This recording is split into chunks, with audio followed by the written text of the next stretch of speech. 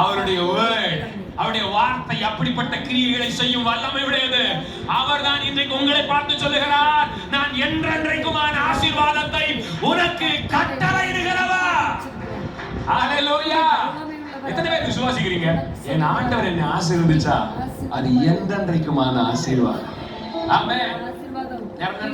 சபையில இருக்கிறவர்களுக்கும் நமக்கு மனநிலை எப்படி இருக்கு தெரியுமா?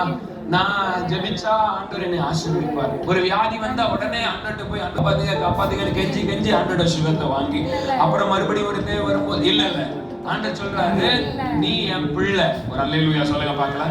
நான் என்றென்றைக்குமான ஆசீர்வாதத்தையும் ஜீவனையும் கட்டளையிடுகிற சர்வ வல்லமை உள்ளவர். ஆமென் சொல்லுங்க பார்க்கலாம். நான் ஒரு உயர்ந்த ரகமான ஒரு பிளெஸிங்கை உங்க மேல பேச விரும்புகிறேன். ஒரு ஹை குவாலிட்டி பிளெஸிங் உங்களோட பேச விரும்புகிறேன். ஆமென். எத்தனை பேர் வெற்றிக்குள்ள ரெடியா இருக்கிறீங்க?